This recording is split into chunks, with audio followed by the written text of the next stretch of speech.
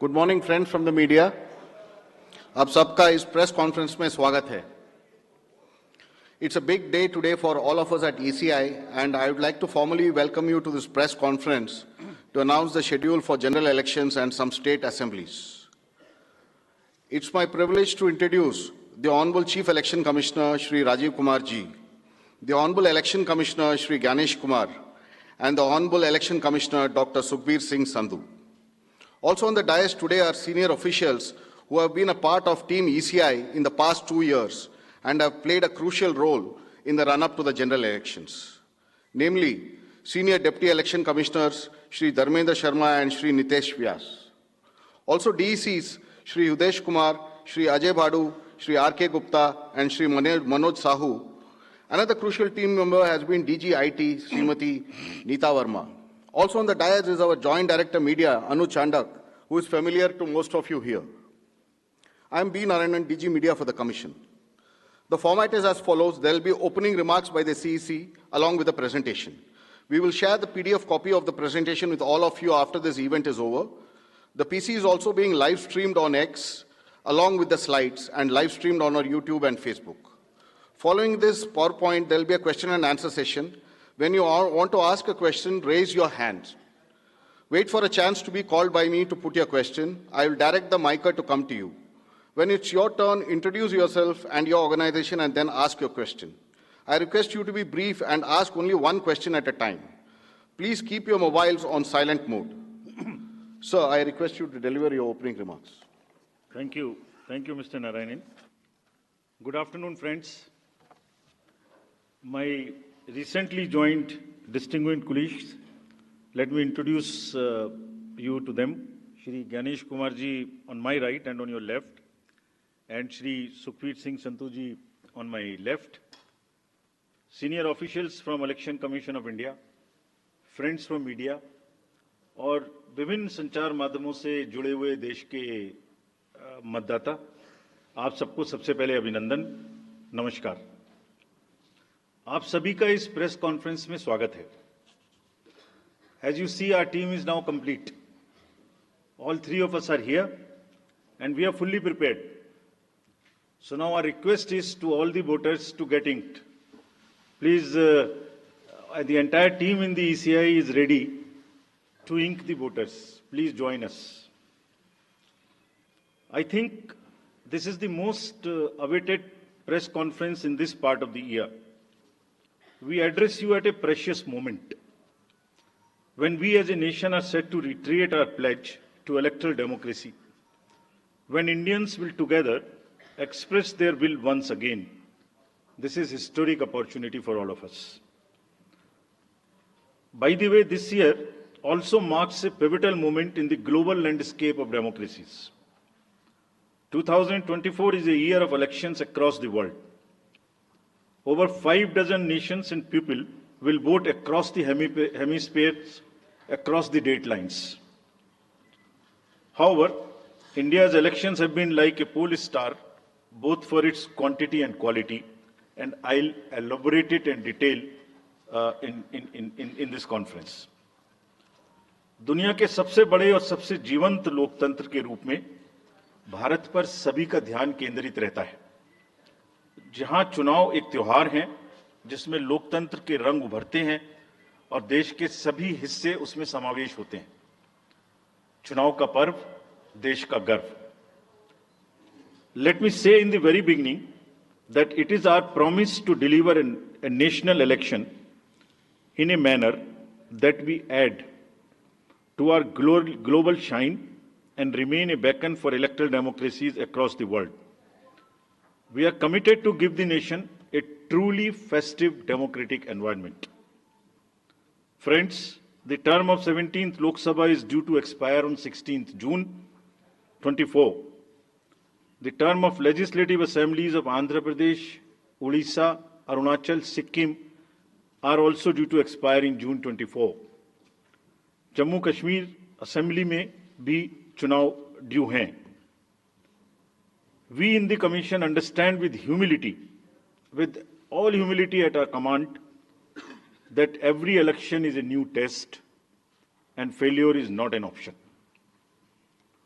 the entire election machinery has been trained on all aspects of election management. I had myself personally interacted with over 800 district magistrates across the length and breadth of the country.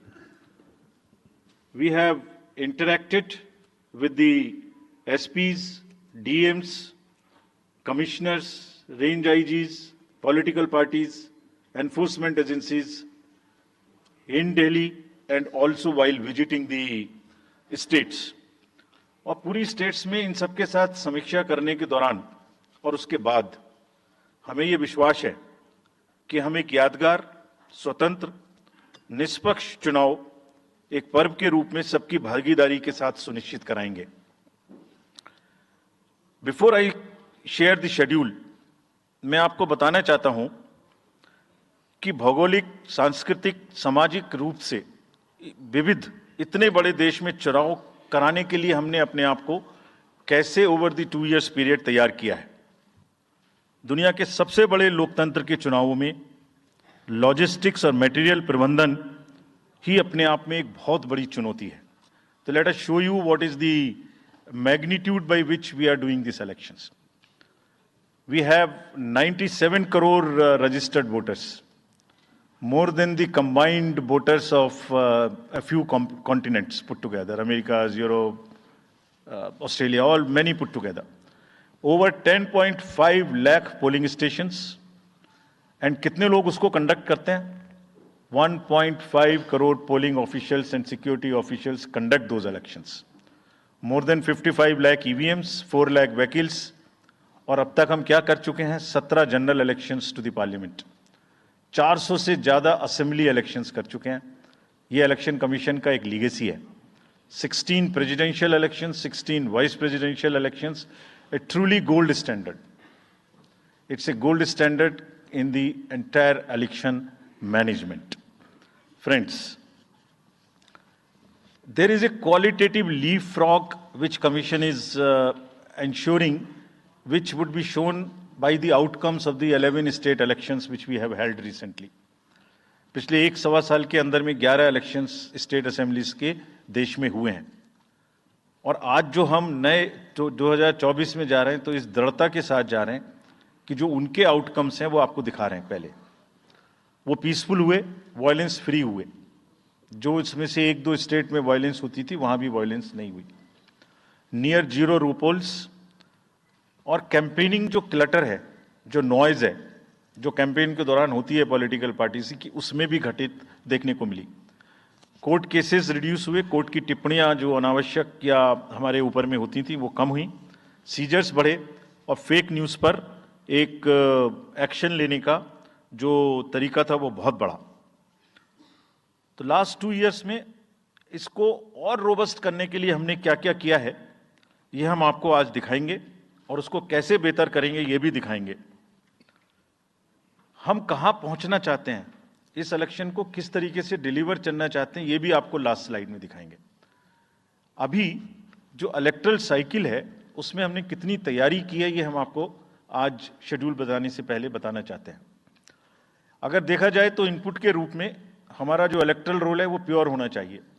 ये foundation है किसी भी अच्छे चुनाव के लिए। उसमें जिसको होना चाहिए वोटिंग में वो है, और जिसको नहीं होना चाहिए वो नहीं है। हमने इलेक्टरल रोल में बहुत मेहनत की है।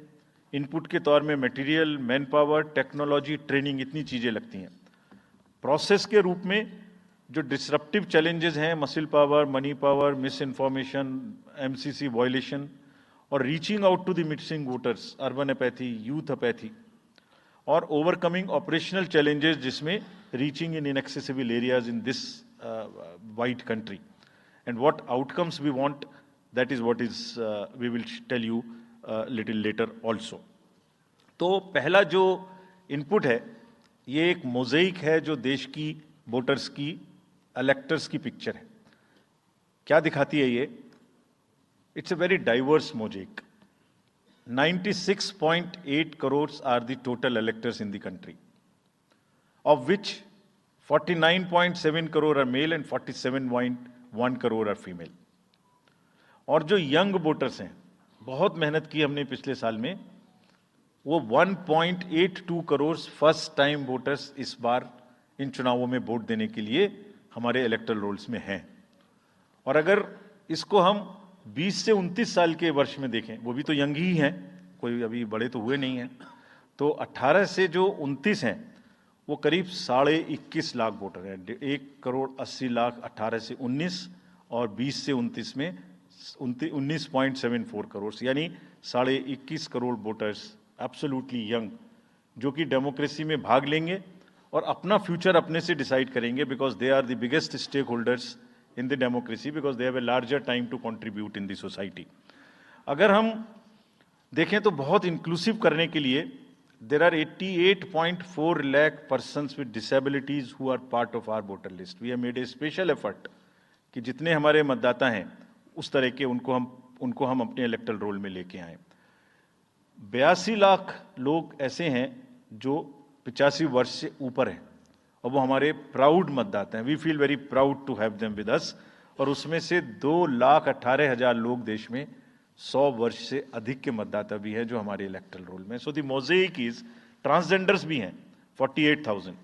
तो मोज़ेक इज लाइक 18 से 19, 20 से 28, 85 transgenders, person with disabilities, and in the entire country, length and breadth of the country। इस रिगरस जो प्रोसीजर है इसको बनाने में कितनी मेहनत लगती है, ये मैं आपको दिखाना चाहता हूं कि हर स्टेज पे इलेक्टोरल रोल के प्रिपरेशन करते समय पॉलिटिकल पार्टीज को इन्वॉल्व किया जाता है, ताकि कोई हमसे ये ना प्रश्न कहे कि आपने अपने से इलेक्टोरल रोल बनाया और हमें बताया भी नहीं। सो when the electoral roll preparation starts, we make a draft publication. We give 2 copies free of cost to the political parties. उसके बाद जितने फॉर्म 6, फॉर्म 7, फॉर्म 8, नया नाम जुड़ने के, डिलीशन के, मॉडिफिकेशन के, मेरा नाम घर बदल गया, वो सब की कॉपी हम शेयर करते हैं, उसके मिनट्स बनाते हैं। और इस बार हमने और जोर दिया कि बूथ लेवल एजेंट्स अगर पॉलिटिकल पार्टी हमारे BLOs के साथ लगाना चाहें तो लगाएं।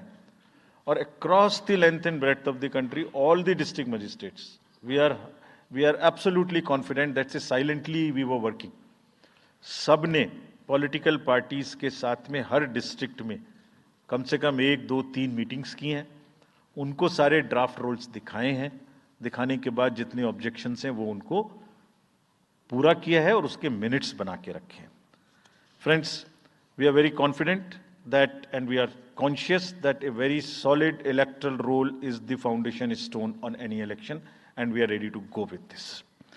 We have also worked on the women voters. Women voters का जो gender ratio है वो बढ़ के अब 948 हो गया, which is again a very healthy sign of women participation increasing in our electoral cycle. देश के 12 राज्य ऐसे हैं जहां आज 1000 से ऊपर जेंडर रेशियो है, यानी महिला वोटर्स की संख्या मेल से ज्यादा है। और जैसे मैंने अभी आपको बताया था कि 1.89 नए वोटर्स हमने जुड़े हैं, उनमें से 18 से 19 में 85 लाख हमारी लड़कियां हैं, फीमेल वोटर्स हैं। So they are going side by side, and this is again a very healthy sign that women are also equally participating in our election. और जैसे women participation है, ऐसे ही youth participation is another area which the commission is very conscious and commission is also consistently focusing on. 13 से जो 1.8 करोड़ मैंने आपको बताया, 19 crore voters 20 से 19, और जिस किसी की भी उम्र 1 जनवरी 2024 को 18 साल नहीं हुई थी, उसका भी नाम हमने एडवांस में एप्लीकेशन में लिया, जो 2024 के किसी भी समय में जिनकी उम्र 18 साल होने वाली है। And you would be happy to note that out of 13.4 lakh advance applications which have come to us, around 5 to 6 lakhs are such who will complete the age of 18 by 1st of April 2024, और वो भी हमारे voter उस समय तक बन जाएंगे। यानी the roll would be as much updated on 1st of April कि कोई भी छूटे नहीं। नेशनल आइकन्स को बड़ी संख्या में हमने यूथ को अपने साथ जोड़ने के लिए इस कार्य में लगाया है। हमें विश्वास है कि यूथ न सिर्फ वोट करेंगे बल्कि हमारे एम्बेसडर्स भी बनेंगे। जो इन्फ्लुएंसर्स हैं वो भी हमारे साथ जुड़ेंगे। वो अपने साथ यूथ एक के साथ अपने 10 दोस्तों को भी लेके आएंगे। और इस बार हम कन्विंस्ड हैं अपने डिफरेंट आउटरीच एक्टिविटीज़ की वजह से कि वो हमारे साथ ज़्यादा से ज़्यादा जुड़ेंगे। फ्रेंड्स, जब हम वोटर्स को अपने बूथ पे बुला रहे हैं तो हमारी ये भी ड्यूटी बनती है कि हम अपने बूथ को बहुत अच्छे से उनके लिए तैयार करके रखें। कैसे तैयार करें? हर बूथ पे पीने का पानी होगा, टॉयलेट होगा, मेल एंड फीमेल अलग, साइनेज होगा, पर्सन्स विद डिसेबिलिटी के लिए रैंप होगा, एक व्हील चेयर होगी, हेल्प डेस्क होगी, वोटर फैसिलिटेशन सेंटर होगा और शेड भी होगा, सफिशिएंट लाइट भी होगी। यानी minimum basic facilities would be available at all the polling stations. और these polling stations will be set up across the length and breadth. उत्तर में हिमालय की बर्फीली चोटियां हों या दक्षिण में कन्याकुमारी का समुद्र तट, पश्चिम में राजस्थान के रेगिस्तान से लेके अरुणाचल के जंगल और मेघालय के वेटेस्ट रीजन, इलेक्शन कमीशन देश के हर कोने में प्रजातंत्र को मजबूत बनाने के लिए अपने पोलिंग स्टेशन, अपने पर्सनल को लेके जाएगा। And we will take democracy to every corner of the country and we are sure that we would make it a very overwhelming experience for our voters. And then the voters delight, polling stations इस तरीके के मिलने चाहिए जिसमें ये सभी चीजें आपको मिलें। Then how would we ensure that it is also inclusive? Inclusive in the sense 85 plus जितने वोटर्स हैं उनके हम घर जाके वोट लेने के लिए तैयार हैं। नॉमिनेशन से पहले सबके घर में हम फॉर्म 12D पहुंचाएंगे। देश के कुछ हिस्से में घर से वोटिंग हो चुकी है असेंबली इलेक्शंस में, कुछ राज्यों में अभी नहीं हुई है। अब इस बार पूरे देश में पहली बार ये व्यवस्था एक साथ लागू होगी कि जो 85 वर्ष से ऊपर के मतदाता हैं, जो पर्सन्स विद डिसेबिलिटी हैं, 40 ईयर्स एंड 40% से ज़्यादा की जिनको डिसेबिलिटी है, वो सब के पास हम फॉर्म पहुंचाएंगे। अगर वो ये ऑप्ट करेंगे कि वो फॉर्म वो बूथ पर नहीं आना चाहते, घर से करना चाहते, तो हम घर में जाएंगे, एक आदमी का वोट लेने घर में जाएंगे। हालांकि हमारा तजुर्बा यह है कि ज़्यादातर लोग उस एज के बूथ पर आना चाहते हैं because they have consistently been part of our democracy. उनको वॉलंटियर्स और व्हील चेयर की सुविधा वहाँ उपलब्ध रहेगी। नाउ जब ये बूथ बनाए तो हमने अपने पर्सनल को, जो टीम्स हैं, उनको बहुत अच्छे से ट्रेन करके तैयार किया है। They are sentinels of democracy. I mean हमारे जितने एम्प्लॉयज़ हैं वो सब तैयार रहेंगे इस बात के लिए कि that wherever it takes they will walk an extra mile so that voters don't have to mile. पहाड़ के बर्फ में भी जाएंगे, जंगल में भी जाएंगे, नदी में भी जाएंगे, घोड़े पर भी जाएंगे, काठ के ब्रिज पर भी जाएंगे, हेलीकॉप्टर से भी जाएंगे, हाथी से भी जाएंगे, बर्फ में भी चलेंगे, म्यूल से भी जाएंगे। सिर्फ हर जगह पहुंचेंगे इसलिए ताकि वोटर अपना वोट दे सकें। मैं इसी क्रम में आगे थोड़ी अर्बन एपैथी की भी बात करूंगा। हम इतनी जब मेहनत करते हैं जाने में, हम देखते हैं जहां घर के नीचे बूथ है वहां पे बहुत सारे लोग वोट देने नहीं आते। ये उनके लिए भी एक उदाहरण है कि वो ये समझें कि वोट देना कितना जरूरी है। अगर हम 10 लोगों के लिए, 5 लोगों के लिए बूथ बना के इतनी मेहनत से जा सकते हैं, तो आप घर के नीचे उतर के जो 2 किलोमीटर के रेडियस में आपके पास बूथ है उसमें वोट देने जरूर आएं। Friends, we are also very conscious about the sustainable elections as our responsibility towards the environment। तो environmentally sustainable elections हों, इसके लिए भी हमने डायरेक्शंस अपने इलेक्शन मशीनरी को दी है। वेस्ट मैनेजमेंट किसी भी पोलिंग स्टेशन पे पोलिंग के बाद में दिखाई नहीं देना चाहिए। आप उसको कलेक्ट करें, डिस्पोजल करें और टीम्स के साथ में send them to various disposal thing. It's part of the material arrangement. Minimal use paper का करें। मैक्सिमम हमारी ई बुक्स लागू हैं, आप कभी भी हमारी वेबसाइट पे देख सकते हैं, हर सब्जेक्ट पर ई बुक है। More and more carbon footprints को हम कम से कम किस तरह से कर सकते हैं, recycling, more and more less and less paperwork, all that is what is our commitment to the environment. We are also greatly leveraging technology in 3 verticals for the help of the voter, for the help of the election management agencies, machinery, and also for the political parties and candidates. कोई भी voter पूरे देश में उसका epic number से booth कहाँ है, उसका एपिक डाउनलोड करना है. If he has a mobile number seeded, he can download his और हर मोबाइल. कोई भी बीएलओ के बारे में कोई जानकारी लेनी है, one can go to the voter helpline app. You can know about what kind of a candidate you have in your constituency who are contesting. So there is an application called Know Your Candidate. तो उस candidate की कोई criminal background तो नहीं है, उसके खिलाफ में केसेस तो नहीं है, उनके क्या असेट्स हैं, क्या लायबिलिटीज हैं, ये सारी चीजें केवाईसी के एप्लीकेशन में वोटर्स को देखने का अधिकार है, उनको मिलेंगी.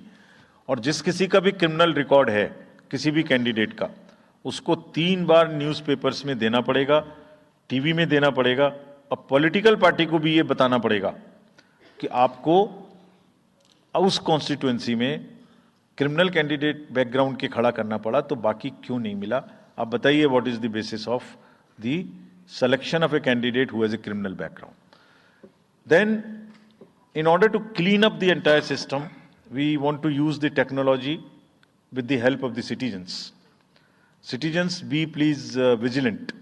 So C-Vigil ऐप में कोई भी शिकायत अगर किसी सिटीजन्स को, किसी वोटर को करनी है, कहीं पर भी कोई पैसा बांटने का केस है, फ्रीबी बांटने का केस है, एक्सेस कैंपेनिंग का केस है, जस्ट टेक ए फोटो और type text, send it to अस.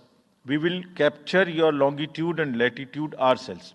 आप कहाँ पर खड़े हैं ये हम अपने से आपकी मोबाइल की लोकेशन से समझ लेंगे, और आपको 100 मिनट के अंदर अपनी टीम भेजकर जो आपकी शिकायत है उसका निराकरण हम आपको करने देंगे.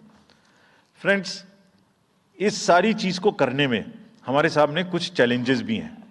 मैं आज आपके सामने उन चैलेंजेस की भी चर्चा करना चाहता हूं, और ये भी बताना चाहता हूं कि इसको हम कैसे ठीक करेंगे. तो मेनली 4 चैलेंजेस हमारे पास हैं, 4 M's: muscle, money, miss information and MCC violations. Essentially 4 किस्म के ब्रॉड जो हमारे प्रोसेस हैं, और इसी के संदर्भ में पूरा जो प्रोसेस अब आज से शुरू होगा और जब तक चुनाव खत्म होगा, तो इलेक्शन कमीशन का अधिकांश समय इन्हीं 4 चीज़ों में लगने वाला है कि how to control muscle power, how to control money power, how to control the menace of misinformation, and how to control the violations which are done or at least to be done under MCC. So coming to the muscle power को control करने के लिए adequate number of CAPF would be deployed. 24/7 एक नया प्रयोग हम इस बार कर रहे हैं. We are establishing, हम बिल्कुल डिटरमिन्ड हैं इस बार मसिल पावर को कम करने के लिए. चुनावों में हिंसा का कोई स्थान होना नहीं चाहिए और ब्लड बाथ बिल्कुल नहीं होना चाहिए. जहां भी हिंसा बची है, चाहे वो प्री पोल हो, चाहे वो ड्यूरिंग कैंपेनिंग हो, चाहे वो पोस्ट पोल हो, we are committed to kind of be very very alive to this situation. और जो भी हमें सख्ती से करना होगा इसके लिए हम करेंगे ताकि ये प्रोविजन ना रहे. हर डिस्ट्रिक्ट में एक कंट्रोल रूम बनाया गया है, जो दिन उसमें 5 किस्म के फीड्स होंगे: TV, social media, webcasting which is on the booths, 1950 की लाइन जिससे शिकायत आती है, and grievances portal.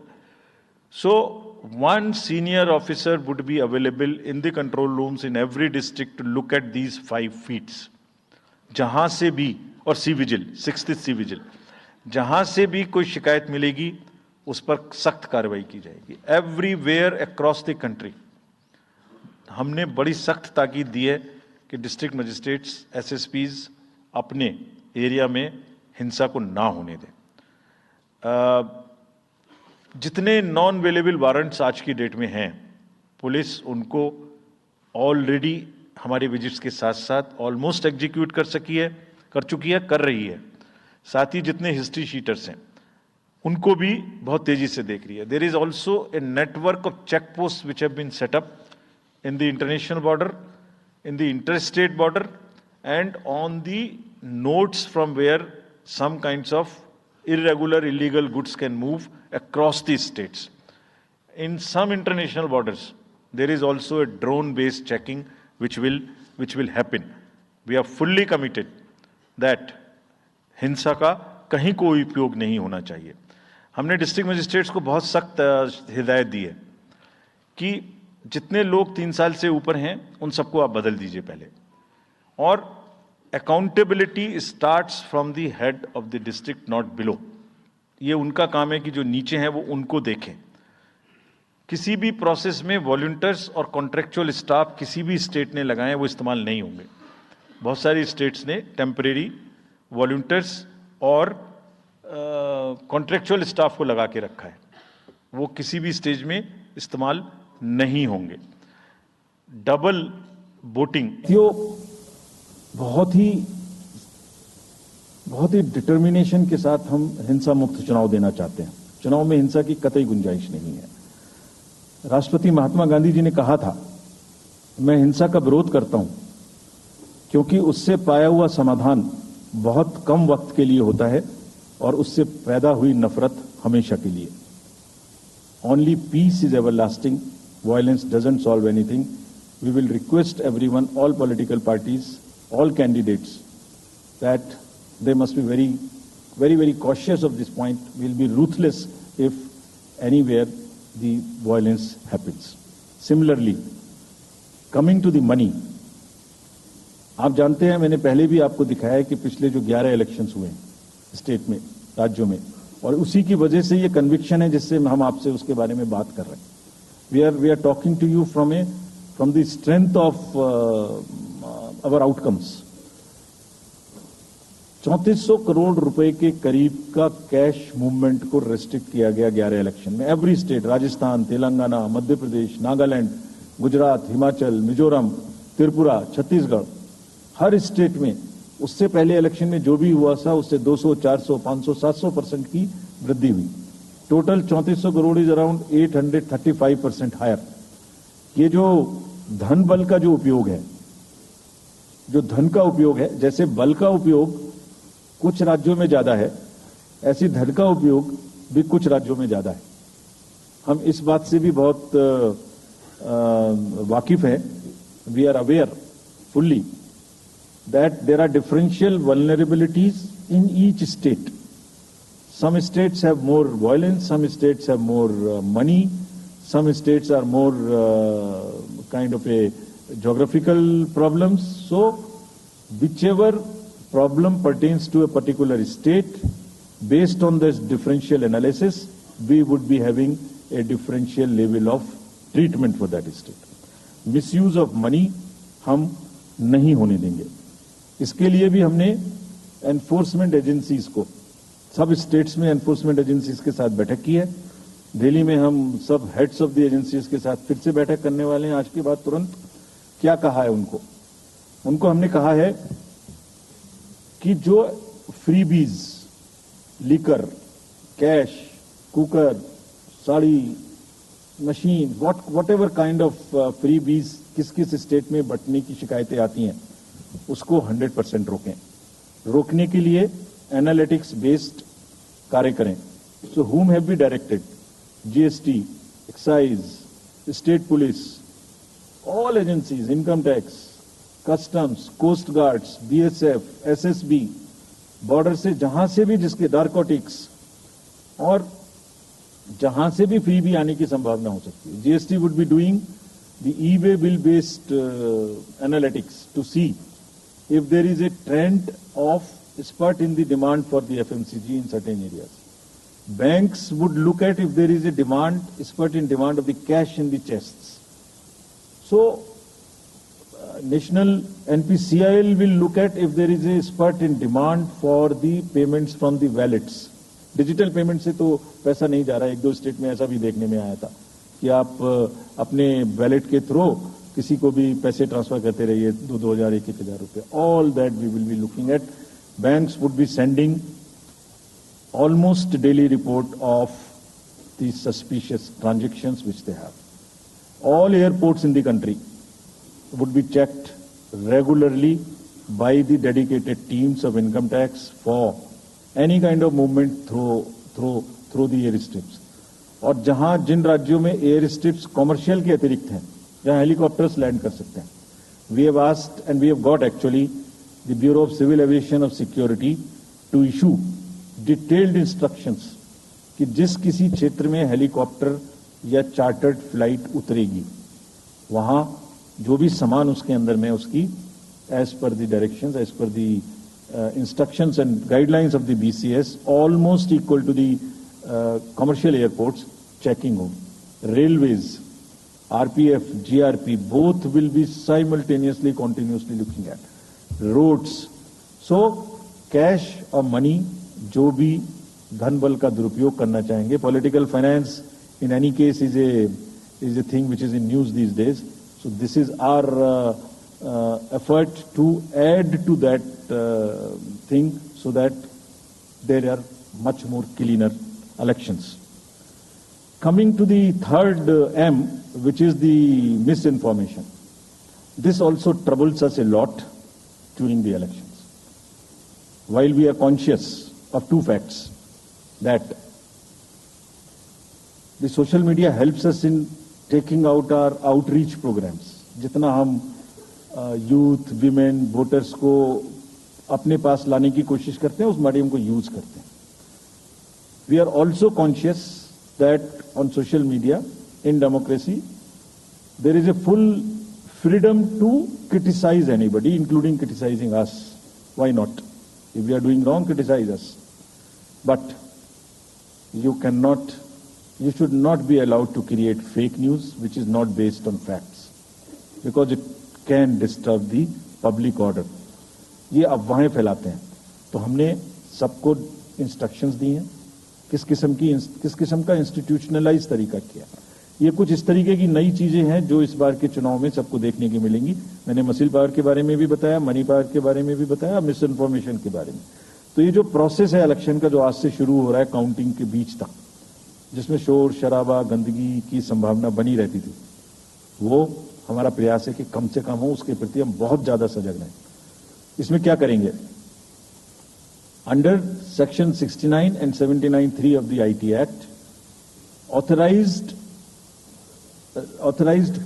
authority of each state is empowered to ask for takedown of the social media posts. In almost all states, authorized officials have been appointed or are being appointed. In each district, we have done thorough trainings as to how to deal with this kind of a menace. So this is on the preventive side. But there is also a promotional side. All our entire machinery will now react to whatever is coming by facts. We will try and join the issue instead of being in the background. If somebody is trying to do a fake kind of a narrative, which is disturbing the level playing field, which is disturbing the public order, or which is not based on the facts, and which has crossed the line of the criticism, we would be also joining them. We will also launch very soon on our website something called Myth versus Reality. This is going to be live very soon. Means, ये myth फैलाया जा रहा है, ये उसकी reality है. हम अपनी तरफ से आगे बढ़ के आपको educate करेंगे कि ये उसकी reality है. और सोशल मीडिया के बारे में आप सबसे भी एक अपील है कि थोड़ा देख लें. मतलब जो आया उसको आगे नहीं करना चाहिए. इसमें एक बहुत बड़ा झूठ का बाजार भी है. मैंने इसके बारे में सोच रहा था तो मैंने कुछ चंद लाइनें लिखी थी जो आपको बताना चाहता हूं. झूठ के बाजार में रौनक तो बहुत है, गोया बुलबुले जैसी तुरंत ही फट जाती है. पकड़ भी लोगे तो क्या हासिल होगा सिवाय धोखे के. तो उसको थोड़ा रोक के देखें, समझ लें आगे बढ़ाने लायक है कि नहीं है, ना बढ़ाएं. Now friends, the last problem. चुनाव के दौरान हमारे सामने एक और बहुत बड़ी समस्या है, और वो समस्या है चुनावी प्रक्रिया का, पॉलिटिकल डिस्कोर्स का घटता हुआ स्तर, जिसमें as we call it's a plummeting level of the political discourse. अगर हमने सब पॉलिटिकल पार्टीज को बहुत स्ट्रांग एडवाइजरी इशू की है, आप पूछेंगे कि एडवाइजरी तो दी, उसके बाद एक्शन क्या होगा, उसका भी जवाब मैं आपको दूंगा। एडवाइजरी इशू की है, जो भी पिछले 11-12 इलेक्शंस में, एक्चुअली जो पिछले 5 साल में जितने भी एमसीसी के वायलेशंस होते रहे, उसको हमने इकट्ठा करके एक फाइनल एडवाइजरी दी है before the 24th। So this is how we have set our grounds, and what we have done in that, we have set, we are putting political parties on notice. Means we have asked political parties to give copy of our guidelines to each star campaigner. Political parties के जितने भी बड़े नेतागण star campaigners हैं जो campaigning करेंगे, उनके व्यक्तिगत नोटिस में हमारी गाइडलाइंस ले आइए।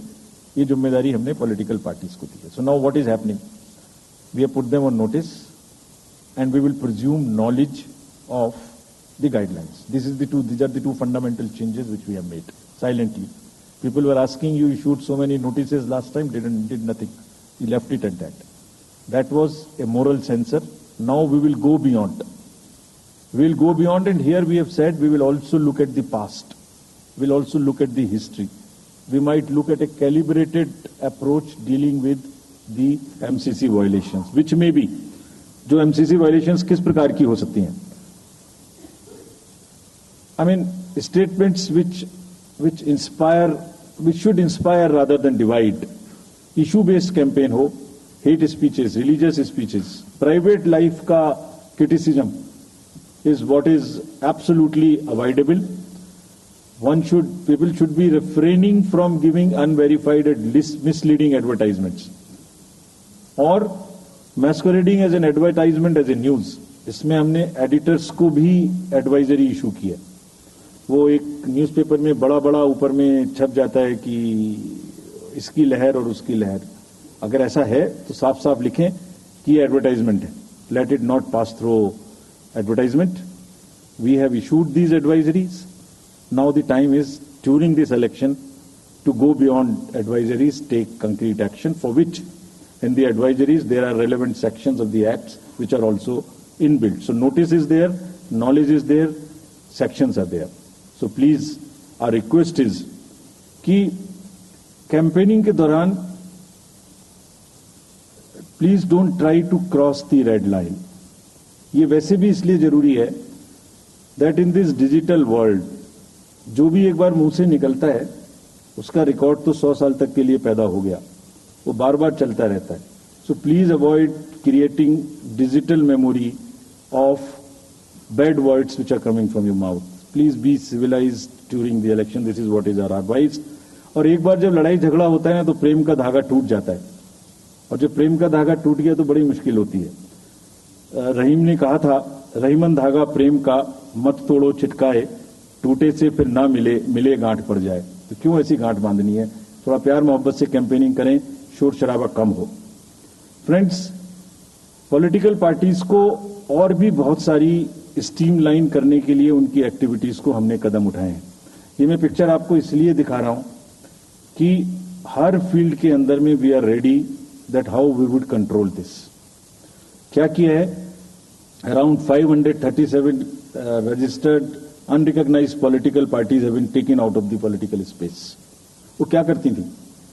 किसी के नाम में कैंडिडेट खड़ा कर दिया, गाड़ियों की परमिशन ले ली, दूसरा कोई यूज कर रहा है, किस्म किस्म की भांति एंटाइटलमेंट ले लिया, भांति भांति का वो they were cluttering the political space, crowding out the genuine persons. So that is what it has been done.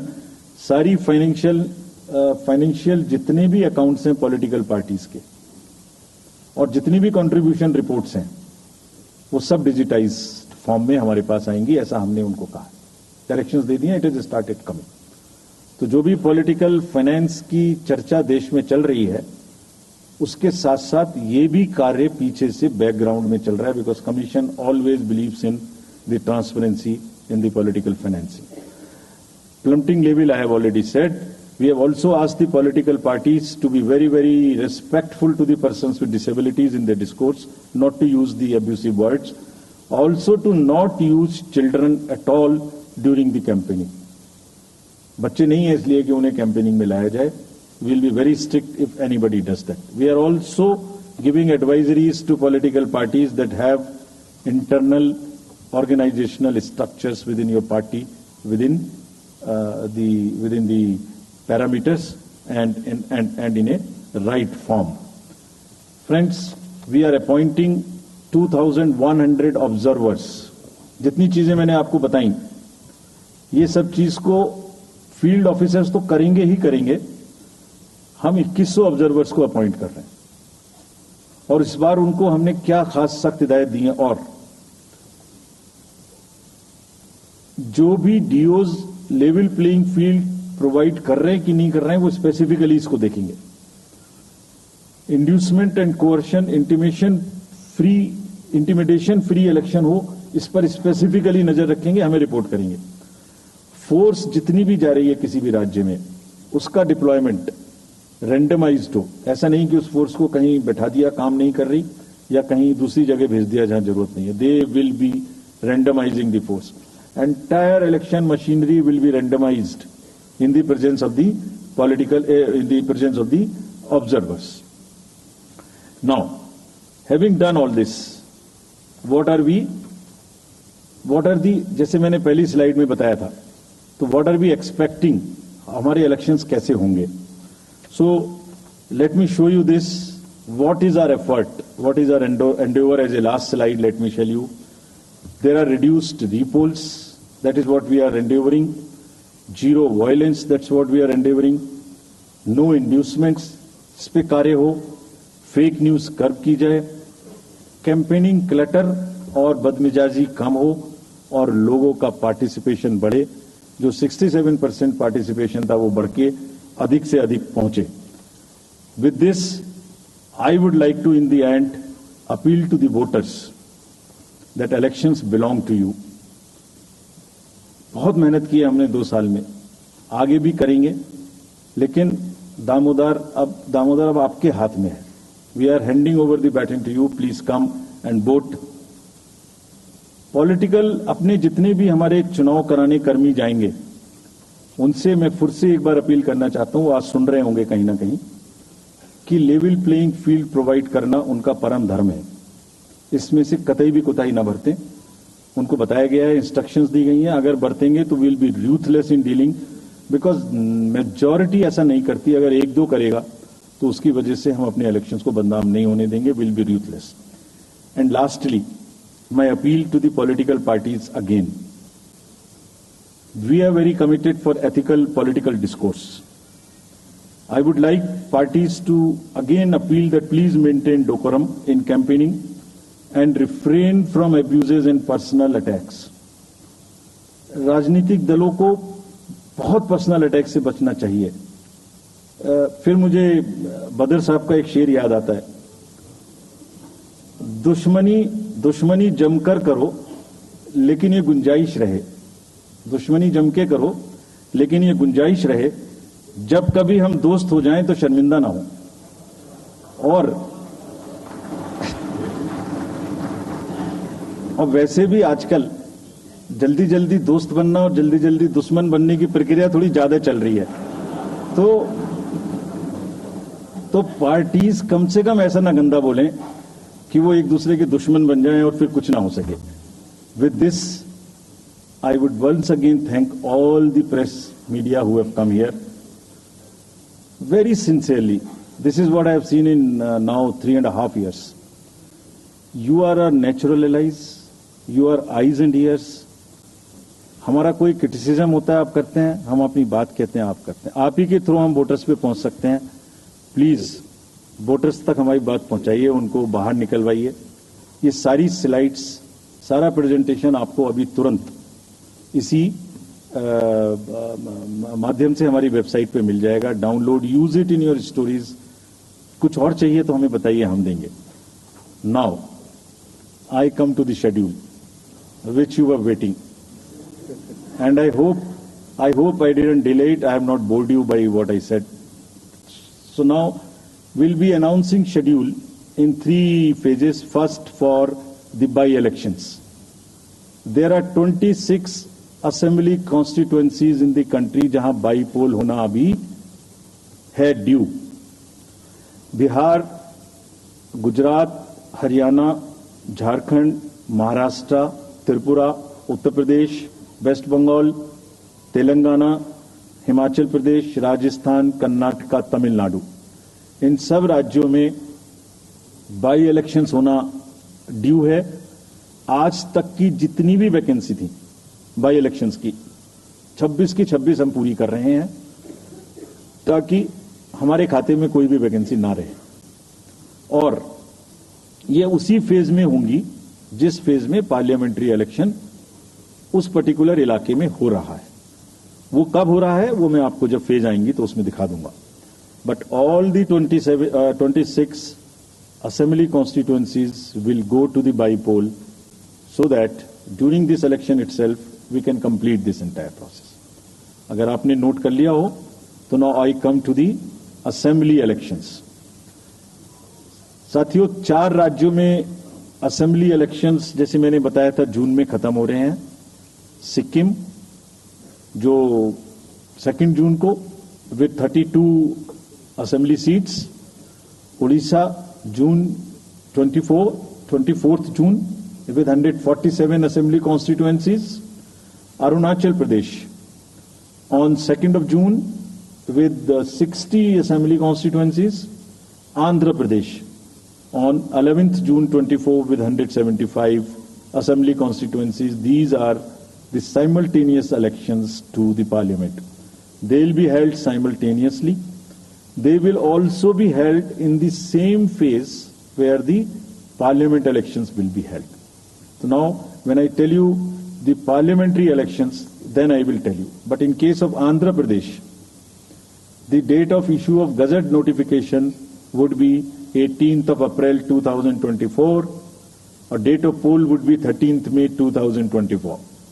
तो आंध्रा के केस में नोटिफिकेशन 18 अप्रैल 24 को होगा और date of pole 13th May 24 को होगी. इसके बाद अरुणाचल प्रदेश में डेट ऑफ गजट नोटिफिकेशन 20 मार्च को होगा और डेट ऑफ पोल 29 अप्रैल को होगी. 20 मार्च को गजट नोटिफिकेशन, 29 अप्रैल को डेट ऑफ पोल. सॉरी 19 अप्रैल को. 20 मार्च 19 अप्रैल. इस प्रकार सिक्किम में भी 20 मार्च और 19 अप्रैल. 20 मार्च को नोटिफिकेशन, 19 अप्रैल को डेट ऑफ पोल. उड़ीसा में first notification, this will be conducted in phases, and first phase would be on 18th April and date of poll would be 13th May. 5th phase में होगा second phase of the Assembly of Odisha, 26th April and 20th May. Then 6th phase and 7th phase also, Odisha would have the Assembly elections. 6th phase being on 29th April and 25th May elections.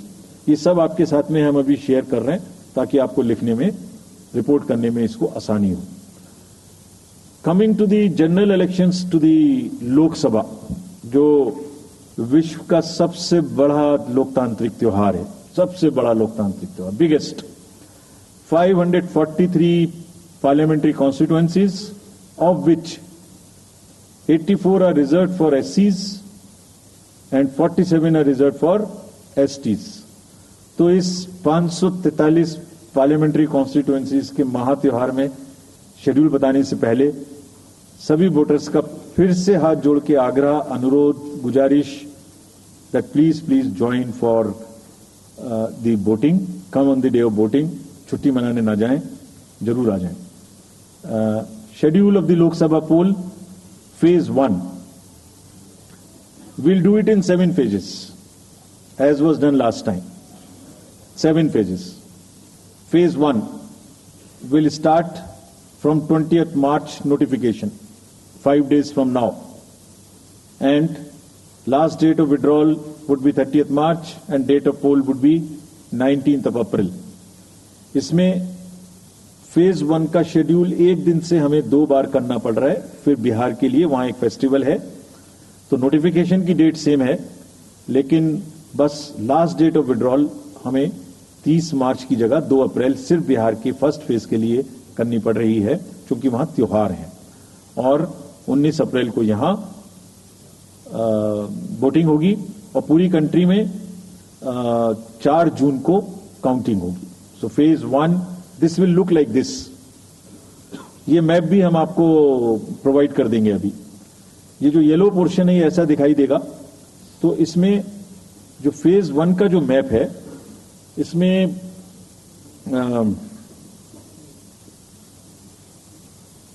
North east, नीचे Tamil Nadu, Rajasthan, centre में छत्तीसगढ़, मध्य प्रदेश और उत्तराखंड, और ऊपर में जम्मू कश्मीर की 1 parliamentary constituency. ये yellow first phase का आपके सामने में मैप है। सेकंड फेज और फर्स्ट फेज में 21 स्टेट्स जाएंगी पोल में। Second phase notification will start on 28th of March and date of poll will be 26th of April.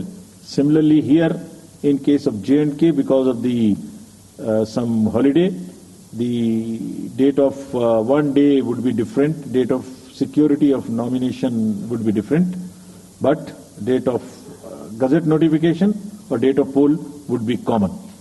Phase 1 में 21 राज्य पोलिंग में जाएंगे और फेज 2 में उसमें से और राज्य जुड़ जाएंगे। सो this is the map which would be phase 2, जिसमें हम नॉर्थ ईस्ट में काफी जगह चुनाव को कंप्लीट करते हुए, तमिलनाडु में कंप्लीट करते हुए सेकेंड फेज में राजस्थान को भी कंप्लीट करेंगे।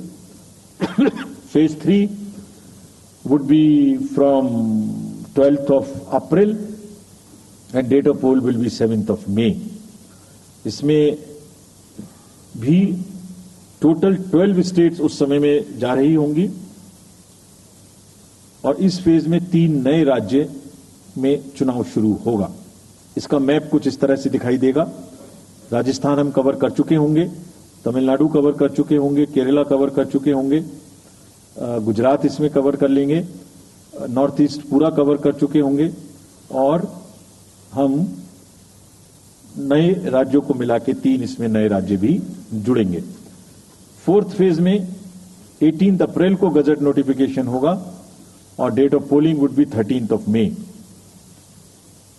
Date of counting in the entire country would be 4th of June for all by-elections, for the assembly elections, for the parliamentary elections. इसका मैप कुछ इस तरह का दिखाई देगा।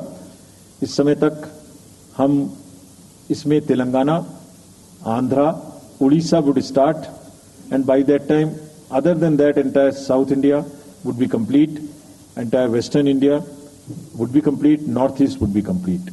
और फिफ्थ फेज 26 अप्रैल से शुरू होगी और 20 मई तक चलेगी। 20 मई तक डेट ऑफ पोल होगी, बीच में नॉमिनेशन, स्क्रूटनी और विड्रॉल की डेट्स रहेंगी।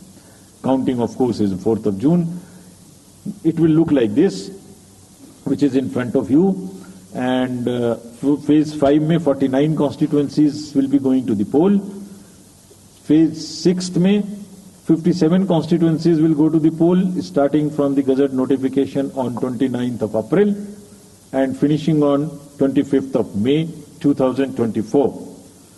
इसका मैप कुछ इस तरह का दिखाई देगा कि मोस्टली यूपी, बिहार, बंगाल, उड़ीसा और साथ में कुछ नॉर्थ का पोर्शन चालू रहेगा। Last phase, 7th phase, notification will be on 7th of May and polling on 1st of June. तो last polling would be on 1st of June and counting on 4th, and इस phase में पूरा पंजाब, हरियाणा भी शामिल रहेगा, Bengal, Bihar, Orissa. This is how the map will look. Yellow denotes the first phase, and accordingly the legends are given. We will share this map also with you, ताकि आप इसे अपने साथ रख सकें, इसके हिसाब से देख सकें.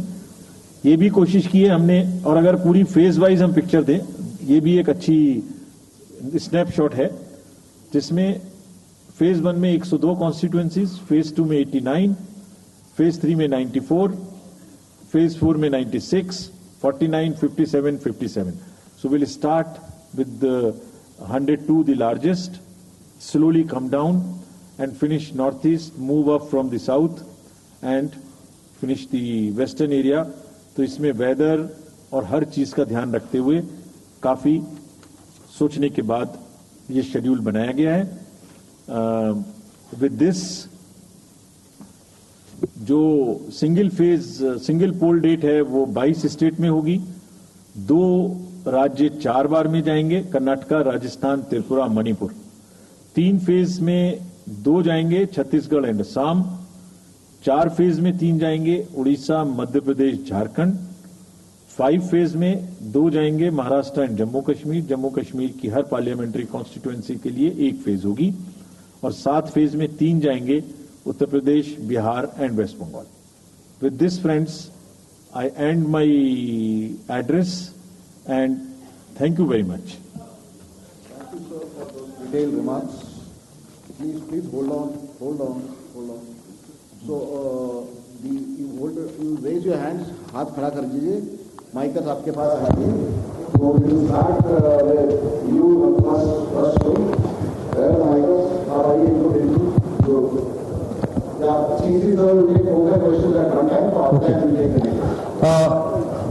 सर, मैं मोहित दुबे हूँ न्यूज़ नेशन से.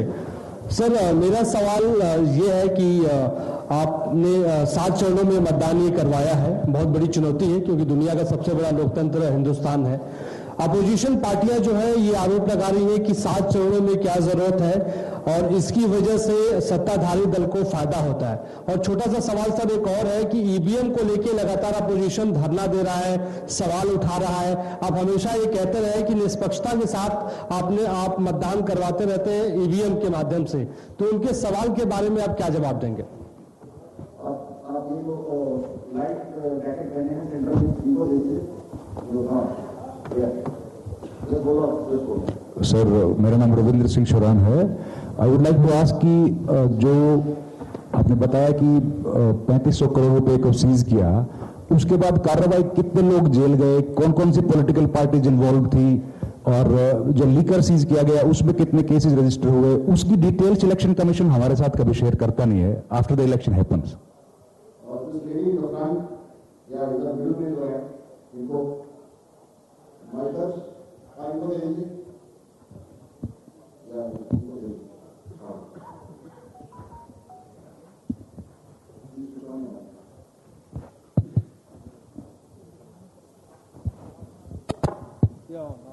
Great.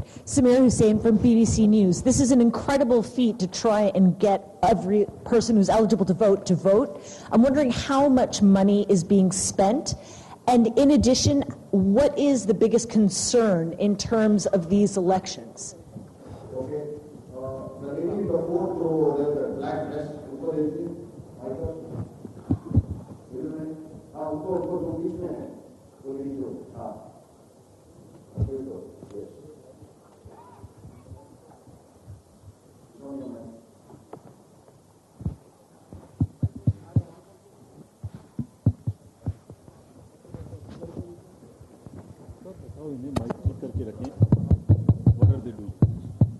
Hi, I'm Ashlyn.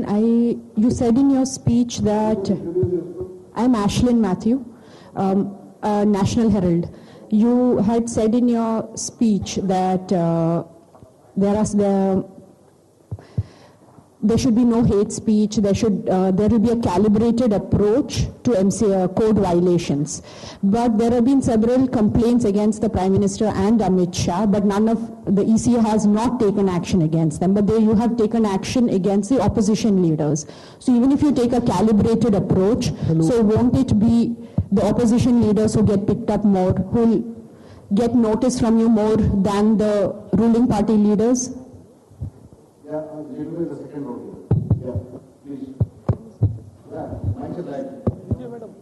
Hello. Sir, Venkatraman from Dinamala, from Tamil Nadu. Sir, every election you are getting new experience regarding the control of money power. How are you going to control the money power? For example, last election 2019, at Vellore constituency, the candidate Kadir Anand, from his place, crores and crores of rupees money has been recovered from it. But what kind of action has been taken against him? And he is going to be the future candidate from the same constituency. Let me first take the answers of these questions of the first round. First question ये था कि 7 phase में election क्यों, और opposition parties का ये आरोप है कि 7 फेज में होने से लेवल प्लेइंग फील्ड डिस्टर्ब होती है, किसी को फायदा होता है। एक बार कभी पूरी कंट्री का भौगोलिक और ज्योग्राफिक इतिहास और ज्योग्राफिक स्थिति को नजर डाल के देखिए। नदी, नाले, बर्फ, पहाड़, जंगल, गर्मी, सिक्योरिटी फोर्सेस का मूवमेंट कभी सोच के देखिए। दे will be moving like within 3 to 4 days between the gap in the phases, they will move, they will walk length and breadth of the country. उनके ऊपर प्रेशर कभी देखिए कितना होता होगा। कभी इलेक्शन मशीनरी की पूरी प्रोसेस, कभी एग्जाम्स, कभी फेस्टिवल्स, होली, रमजान, रामनवमी, पता नहीं क्या क्या फेस्टिवल्स बीच में। जब कैलेंडर पे हम लेके बैठते हैं तो एक डेट फिक्स करते हैं, दूसरे में चली जाती है, दूसरी फिक्स करते हैं, कहीं प्रॉब्लम आ जाती है।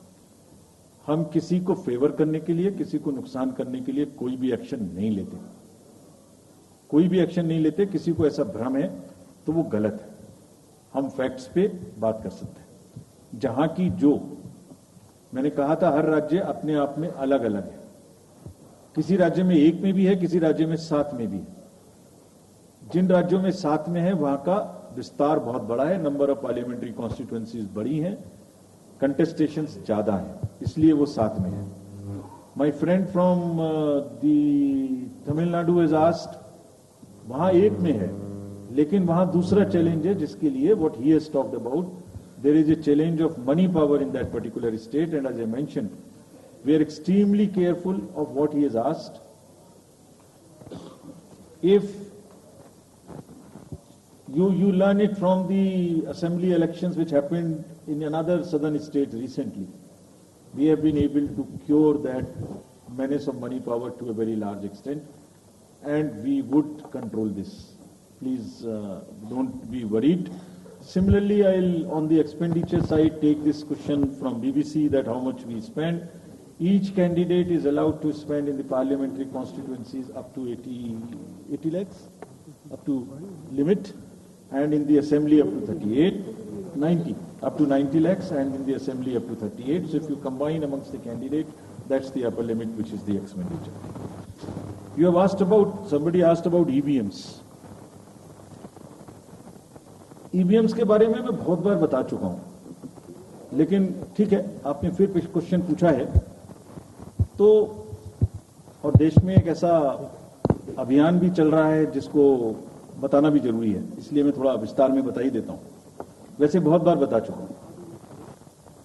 40 बार लगभग इस देश की संवैधानिक courts, high courts and supreme courts EVM के ऊपर में जितनी चुनौतियां हुई हैं उनको देख चुकी हैं। चुनौतियां किस प्रकार की हुई?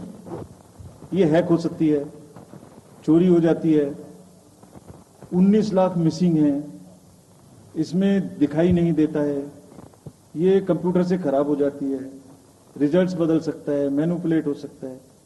हर बार संवैधानिक कोर्ट्स ने इसको रिजेक्ट किया है। क्या कहा है? कभी कहा कि इसमें वायरस लग ही नहीं सकता, no question of introducing virus. कभी कहा इनवैलिड वोट्स नहीं हो सकते, कभी कहा रिगिंग इज नॉट पॉसिबल, कभी कहा कि when there is section 61A in the RP Act which empowers the use of the EVMs, जब तक वो खत्म ना हो तब तक ये प्रश्न उठाना गलत है। कभी कहा कि EVMs are fool proof devices for counting and allegations of tampering are baseless। कभी कहा कि आप 1 के बदले 5 वीवीपैट गिनिए, वो हमने शुरू कर दिया। अब तो ये आ गया है नतीजा कि कोर्ट्स ने जुर्माना लगाना शुरू कर दिया। दिल्ली हाई कोर्ट ने मिस्चीवियस कहते हुए 10,000 रुपए का जुर्माना लगाया। फिर माननीय उच्चतम न्यायालय ने 50,000 रुपए का जुर्माना लगाया। अभी फिर रिसेंटली माननीय उच्चतम न्यायालय ने एक पिटीशन खत्म की है। कितनी बार सुनेंगे? क्यों बार बार वही बिलाप करना है? कोई चीजें तो हमसे पूछिए। हैक नहीं हो सकती, किसी सूरत में नहीं हो सकती। एंड जो परिणाम आते हैं वही प्रमाण है। बार बार परिणाम आते हैं। कोई भी ईवीएम लेके बैठ जाता है सोशल मीडिया पे, वो डिब्बा लेके एक बैठ जाता है। और आजकल एक नया ट्रेंड शुरू हुआ है, वो थोड़ा सा एक्सपर्ट भी बन जाता है। आजकल 1-2 एक्सपर्ट भी चल रहे हैं सोशल मीडिया पे। वो कहाँ की डिग्री है, कहाँ के एक्सपर्ट हैं, थोड़ा देखना भी चाहिए। वो बताते हैं कि ये डिब्बा है, वो टूल बॉक्स जैसा डिब्बा होता है, उसके अंदर में क्या है पता नहीं है। उसमें से एक गत्ते के डिब्बे में से एक स्लिप भी निकलती है। वो धरना भी हो जाता है कि ये स्लिप बदल गई, मैंने यहां बटन दबाया था और यहां ही गलत निकल। लेकिन भाई आपने क्या दबाया था, किसी को बताया था क्या? क्या निकला, किसी को बताया था क्या? अरे संविधान कोर्ट्स कह रही हैं। अच्छा, जितनी बार हमसे आप पूछेंगे उतनी बार हम उसका एक क्वेश्चन लेके आपको FAQs में डाल देंगे। 100+ क्वेश्चन हैं। और भाई political parties have come into existence because of the EVMs. There are many smaller political parties which in the age of the ballot papers might have not come into the existence. It was the fairness and the political parties know in the heart of their hearts. सब EVMs का 3-3 बार mock poll होता है, candidates के सामने में होता है। फिर भी अगर कुछ आप किताब लाए हैं, किसी के पास है क्या? एक हमने किताब भी बनाई है, एक जितने लीगल केसेस 40 केस, देखिए these are 40 cases on EVM. इसमें FAQ भी है, आप सब लीजिए इस किताब को हमसे। इसमें FAQ भी है और इसमें फ्लो चार्ट्स भी हैं। देखिए हमारी वेबसाइट पे है ये, थोड़ा पढ़ने का तो कष्ट करिए, खासतौर से जो एक्सपर्ट महोदय हैं। वो बहुत सारे एक्सपर्ट्स हैं यहाँ, मतलब कंट्री में कोई भी बन जाता है, किसी पे कोई रोक नहीं है। हमने इसमें चार्ट भी लगाया है कि कितनी बार सत्ता में रहने वाली पार्टियां ईवीएम ने बदल दी। तो मुझे भी ईवीएम पे फिर मैं रात सोच रहा था, ये प्रश्न तो आएगा जरूर। तो फिर रात को मैंने कुछ लिखा अपने हाथ से, वो फिर आपको सुनाता हूं। अधूरी हसरतों का इल्जाम, अधूरी हसरतों का इल्जाम हर बार हम पर लगाना ठीक नहीं। ये ईवीएम कह रही है, मैं नहीं कह रहा हूं। अधूरी हसरतों का इल्जाम हर बार हम पे लगाना ठीक नहीं। वफा खुद से नहीं होती, खता ईवीएम की कहते हो। और बाद में गोया जब परिणाम आता है तो उस पर कायम भी नहीं रहते, आप ही के पक्ष में रिजल्ट आ जाता है। ये क्या बात है भाई? कितने दिन? EVMs are 100% safe, 100% sure. We know now. In last 2 years, again, we have done large number of improvements.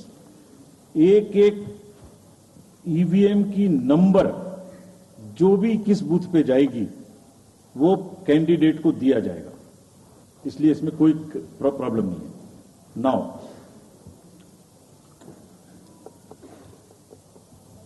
जो MCC के बारे में प्रश्न पूछा, जिसमें आप ये पूछना चाह रहे हैं कि हम बायस्ड होके किसी के खिलाफ एक्शन लेते हैं, किसी के खिलाफ नहीं लेते, यही आप प्रश्न बेसिकली पूछना चाह रहे हैं। पूछना नहीं चाह रहे हैं, आरोप लगा रहे हैं, जिसका मुझे जवाब आपको देना चाहिए। Correct, very right, you have a question right to ask. आप पिछले 8, 10, 11 इलेक्शंस की सारे आरोप जितने हमारे पास आए हैं वो सबको एक बार पढ़िए। सबको पढ़ने के बाद सबके नोटिसेस देखिए जो हमने दिए हैं। उसमें जहां जहां कोई भी वायलेशन एस्टेब्लिश होता हो, उस नोटिस के बाद, जवाब आने के बाद भी हमने, ऐसा नहीं है सब में कार्रवाई की है। We are very, as I said, they are kind of a moral censor which we have in the beginning issued. और जिस किसी के भी खिलाफ में अगर कहीं भी कोई केस बनेगा, house ever high star campaigner he or she may be, we will not sit back. we will take action. Next. Sir, we'll take some questions from that side.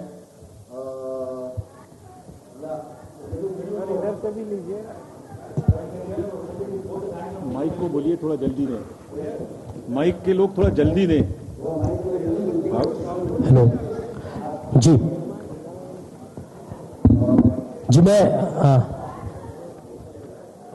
मैं आशीष हूँ अमर उजाला डिजिटल से. मेरा सवाल है सर, जो आपने अभी 4M की बात की थी, उसके लिए क्या कोई एडिशनल डिप्लॉयमेंट आपने किया है? अगर किया है तो वो क्या है सर?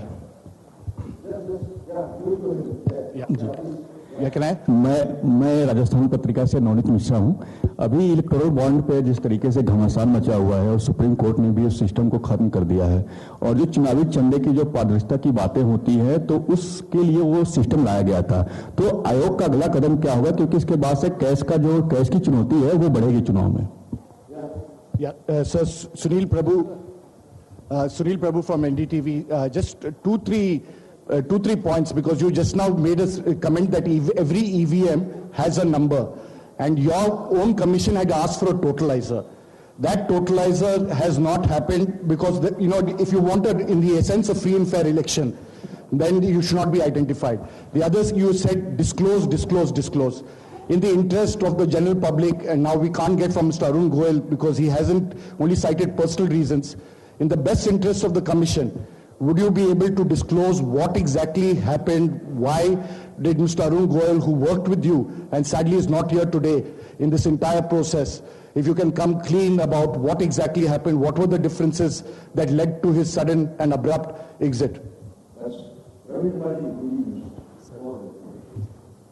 सर, मैं रवि त्रिपाठी हूँ जी न्यूज से. मेरा सवाल ये है कि एक तो सीट के नंबर जो सर आपने दिए हैं वो 543 के बजाय 544 हो रहे हैं काउंट करने पर. ऐसा क्यों है, ये एक तो जानकारी.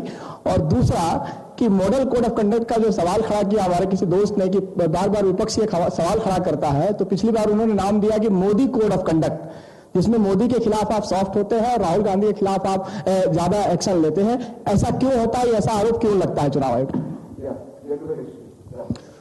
सर, नीरज हूं न्यूज 18 इंडिया से. सर, पहले तो चुनाव आयोग को बहुत बहुत बधाई कि आप लोग पूरी कंप्लीट टीम हो गए दोनों चुनाव आयुक्तों को, और इस बड़ी प्रेस कॉन्फ्रेंस के माध्यम से हम लोग का वास्ता हो रहा है. हमारा सवाल यह है कि ये तो हमें अंदाजा था कि जम्मू और कश्मीर में विधानसभा के चुनाव नहीं होंगे इस बार, लेकिन ऐसा क्यों किया है? हालांकि आपके पास वक्त है, कोर्ट ने भी आपको वक्त दिया है. जम्मू कश्मीर में विधानसभा चुनाव न कराए जाने की क्या वजहें हैं? पहले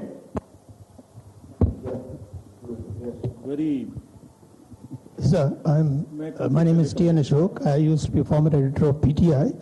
I also write a lot of political articles from New York.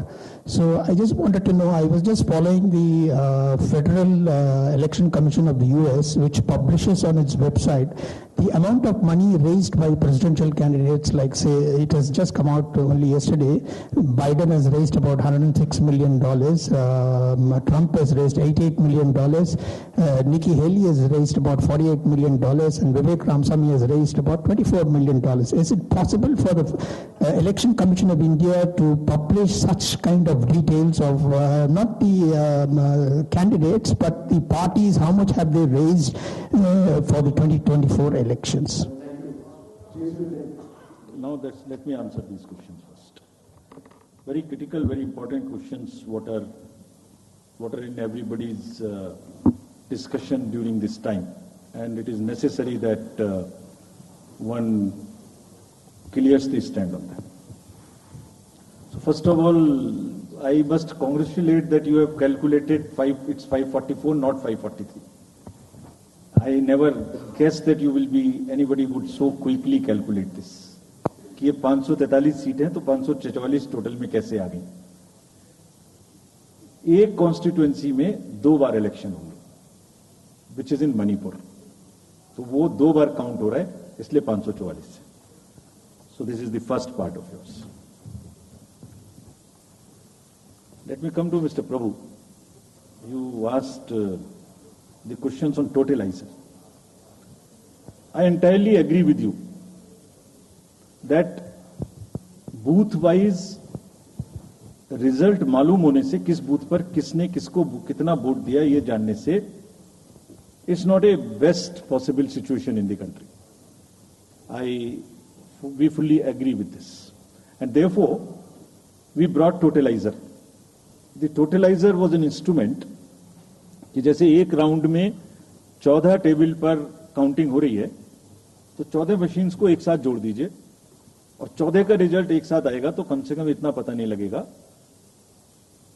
लेकिन महाशय, यहां तो एक ही मशीन के रिजल्ट पे भरोसा नहीं हो रहा. मैं 14 जोड़ दूंगा तो लोग बोलेंगे पता नहीं क्या कर दिया. Let the political system mature itself. The need is to introduce totalizer. We are ready to introduce it. Technology is ready. But let one has to work in the entire landscape. Let that be matured further.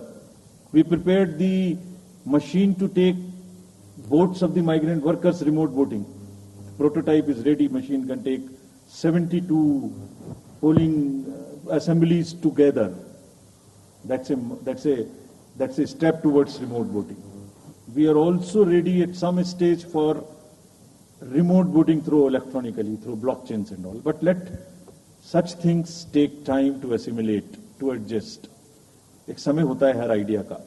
So perhaps the time for this idea has not come. It is a little premature. But yes, it can tackle that in. About my friend you asked. Mr. Arun was a very, very distinguished member of our team, and I thoroughly enjoyed working with him all the time. But in every institution, somebody will have to be given the personal space, and I am sure the personal space should not be touched, and one should not be insensitive to ask personal questions. If he had personal reasons, it's fine, you must respect it. In the commission, let me make it clear to everybody. As you said, disclose, disclose, disclose. We also have another principle: participate, participate, participate. Involve all political parties. So in the commission, we have a very sound tradition, not today, of large, and I must thank this to my predecessors, worthy predecessors. Whatever we are today, it is because of them. And that's one tradition in the commission, that dissent within commission is encouraged.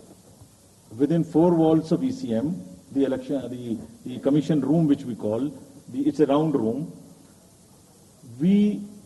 because it's such a complicated exercise in the world, 3 minds are always better than one. We discuss, we sleep over issues, we take time, we assimilate.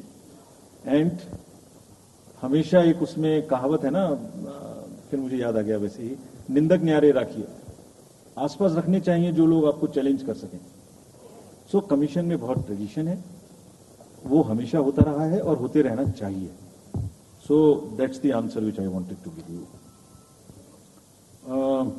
Jammu Kashmir assembly elections क्यों नहीं हमने कराए, ये आपने एक प्रश्न पूछा. बहुत इंपॉर्टेंट क्वेश्चन है नीरज जी आपका. हम बहुत कॉन्शियस हैं इस बात से, और बीच बीच में आरोप भी लगते रहते हैं. हम वहां गए थे, तब भी हमसे लोगों ने कहा कि हमें तो सुप्रीम कोर्ट जाना पड़ा आपसे क्या आपको कहलवाने के लिए कि इलेक्शन कराइए, और आप क्यों नहीं कर रहे हैं. तो पहली बात, आपने इतने समय से क्यों नहीं किया. तो पहली बात मैं सबके सामने ये इसको स्पष्ट करना चाहता हूं कि Jammu and Kashmir reorganisation act was passed in 2019. ये सबको विदित है कि 2019 में Jammu Kashmir reorganisation act pass हुआ. उसमें जम्मू कश्मीर की असेंबली में 107 सीटों का प्रावधान किया गया. उस 107 में से 24 सीटें रिजर्व थी पाक ऑक्यूपाइड जेएंडके की, बची 83 में से 7 रिजर्व थी एससी के लिए, और एसटी के लिए कोई रिजर्वेशन नहीं था. राइट. 2022 में उसके बाद डिलिमिटेशन कमीशन आया और उसकी रिपोर्ट्स को एक्सेप्ट करके नोटिफाई किया गया. उसने इन सीटों की संख्या में परिवर्तन कर दिया. तो another act change this number of seats. क्या हो गया, 107 से बढ़ के 114 हो गई, 24 उसमें पाक ऑक्यूपाइड जेके की रही, 90 बची. तो 83 से बढ़ के 90 हो गई, और 9 सीट एसटी के लिए रिजर्व कर दी गई। ये नया फीचर क्रिएट हो गया। और साथ ही साथ 2 सीट माइग्रेंट्स के लिए रिजर्व कर दी गई, जिसमें से 1 वुमेन की थी। और उसके बाद 1 सीट का नॉमिनेशन अलाउ किया गया, जो कि पीओके से डिस्प्लेस्ड लोग जो इंडिया में हैं उनके लिए वो रिजर्व की जाएगी। और ये सारे, इसका मतलब Reorganization Act and Delimitation Act were not in sync, and therefore there was no occasion for the commission to conduct the election till that happens. When did that happen? That happened in December 2023 by amendment in the J&K Reorganization Act. तो हमारा metre कब से चालू हुआ है? दिसंबर 2023 से metre चालू हुआ है चुनाव कराने का। असेंबली और पार्लियामेंट में चुनाव कराने के लिए हम J&K के सभी पॉलिटिकल पार्टीज ने हमसे कहा, ऑल, कि आप हमारा चुनाव पार्लियामेंट के साथ करेंगे। वी रेस्पेक्ट दैट, और हम समझते हैं कि हमारी ड्यूटी है, हम उसे कराएं।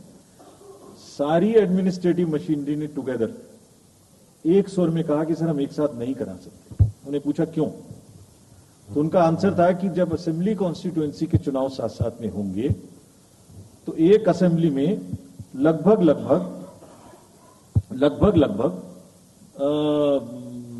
10 से 12 कैंडिडेट खड़े होंगे। सो 90 इंटू 12 करीब 1000 कैंडिडेट हो गए। और J&K में सिक्योरिटी की वजह से हर कैंडिडेट को कम से कम 2 सेक्शन फोर्स प्रोवाइड करनी पड़ती। 2 सेक्शन फोर्स का मतलब हो गया कि हमें करीब 1000 के बीच में 450-500 लोगों की, कंपनीज की जरूरत और एक्स्ट्रा पड़ेगी। वो इतने बड़े देश में इस समय में सिक्योरिटी रीजंस में प्रोवाइड नहीं था। बट वी स्टैंड कमिटेड कि हम जैसे ही ये चुनाव खत्म होते हैं उसके तुरंत बाद, क्योंकि फोर्सेस की हमारे पास अवेलेबिलिटी हो जाएगी, हम चुनाव जल्दी से जल्दी वहां कराएंगे। Last question again, erectile bonds and चुनावी चंदा, और जो somebody asked from this side as to how the disclosures can be made through the political parties as to how much they collected. So, as regards electoral bonds, Commission has always been in favor of transparency right from the stage when we submitted our stand in the Honorable Supreme Court.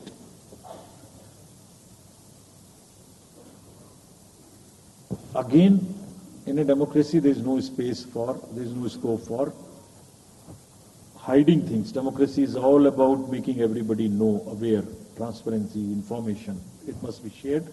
We are all for it. So this is the first part of the entire exercise. It must be known. The country has to now also ask and find solutions to an institutional mechanism where the donor's privacy is also considered, is a point in question. We have made it compulsory for all political parties to make the contributions they are receiving. The answer to this side as to the declarations are made on the donations. Every political party is required to, under the guidelines, to make declaration to us on the contributions they receive. Also in the annual accounts, how much they have collected, how much they have spent. Also, after every election, they are supposed to give us an account of what they spent in that particular election. Supposing assembly election has taken place, we have contested, we have spent so much. And we publish it on the website of the Commission for everybody to know what is happening. And this we have now made digital. But the unaccounted money which is used in the elections, on which during the elections we are very particular to control it, but how do we also control the donations in the unaccounted form is something which the entire nation has to work together. How the donor's privacy is also protected, he is not harassed, how it is channelized, how it is more and more white. In the digital age, there must be almost no scope. It must be a very, very less cash economy. I am speaking from my old finance days, but it must be very, very less cash economy, and therefore one has to think of it, and I am sure some better system will evolve where it becomes like that. Yes. So should we take Last another round. Yes, Last round. Last round of Good questions. evening, sir. The lady at the back. Yeah. Good evening, sir. This is Ritika from the Indian Express. You're not audible.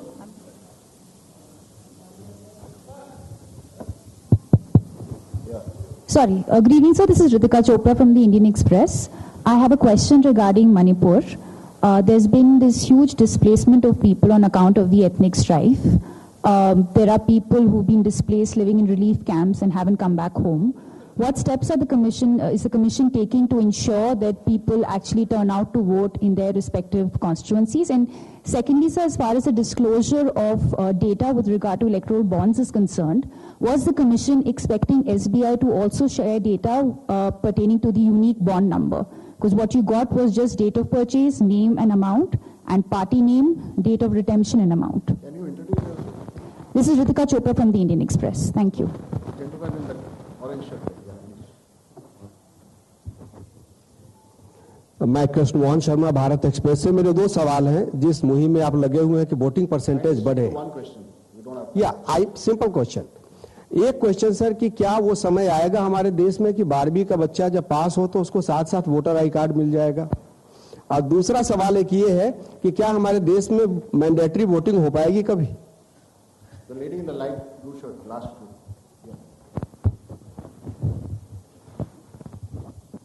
Sir, this side Harsha from Republic TV. I have two questions. First one, opposition parties have accused Election Commission of being biased when it comes to action against hate speeches. While you have said that adequate measures have been taken, but how is it different from the last time? And so second question is precisely about two states, West Bengal and Manipur. Both these states have witnessed immense violence last year. One during Panchayat election and other one with ethnic clashes. How Election Commission is ensuring safe and peaceful election in the booths this time?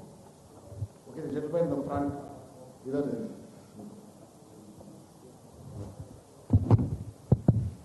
Here, I'm George Kalivaril from Deepika Malayalam Daily.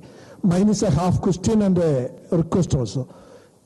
There are, why can't you think of giving, giving ballot vote, voting for journalists who work in other, go for vote reporting. Like me, I lost at least 5 parliament elections because I was covering the elections in the north. My vote is in Kerala. The gentleman in the orange shirt, that's the last question. Last but one row mein ho. That's the last question.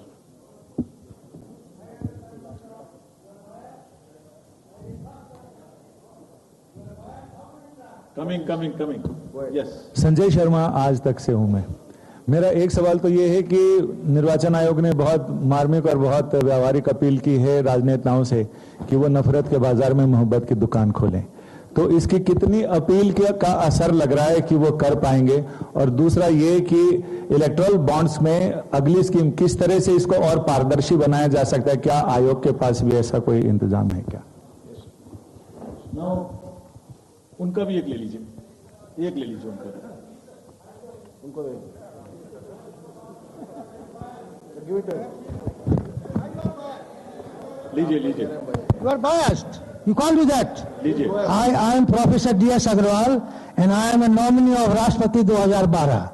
उस समय मैंने प्रणब मुखर्जी का nomination cancel कराया था। तब ये promise किया था, सवाल है, तब ये प्रॉमिस किया था कि एमपीज की जगह वोटर प्रपोजर होंगे। आपने अभी तक अमेंडमेंट नहीं किया। दूसरी बात यह है कि आप जो डीएम होता है, मैं बनारसी चुनाव लड़ा, उसने 3 बार मेरा इलेक्शन नॉमिनेशन कैंसिल कर दिया बायस्ड, लेकिन मैंने 4थी बार पास कराया। तो डीएम को आप इतनी पावर देंगे कि किसी का भी नॉमिनेशन कैंसिल कर देगा बैलेट को? या आप अमेंडमेंट करिए और इसमें अमेंडमेंट करिए। और ये जो खड़े होते हैं ऐसे लोग खड़ा मत होने दीजिए कि बायस करते हैं। ऐसे आप नहीं बोल सकते। क्यों नहीं बोलेंगे? नहीं, ऐसे नहीं बोल सकते। ये इस तरीके की चीज आप यहाँ नहीं बोल सकते। अच्छा ठीक है. Now let me take these questions.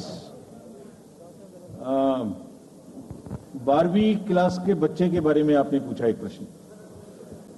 12वीं क्लास के बच्चे को जैसे ही उसकी एज पूरी हो उसको वोटर कार्ड मिल जाए, इसकी तैयारी हम कर रहे हैं. एडवांस एप्लीकेशन लेके ऐसा जरूर होना चाहिए. About Manipur,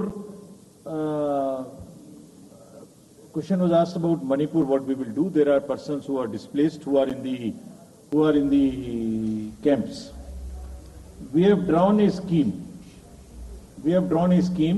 Which we have notified. That scheme is notified to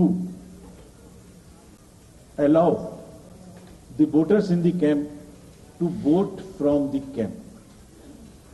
जैसे माइग्रेंट्स के लिए JNK में वो स्कीम है, ऐसे ही यहां पर भी उस स्कीम को लागू किया गया है. And the voters would be allowed in the respective camps from the lower constituency to the higher and higher to the lower. But my appeal to the voters is that let us decide through the ballot peacefully by participating in these elections. We'll make the arrangements.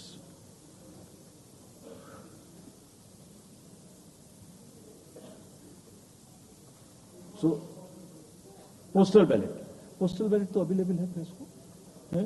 हम issue कर सकते हैं, ये हम उपलब्ध कराएंगे. चलिए, thank you very much. Thank you, sir. That brings us to the end of this press conference.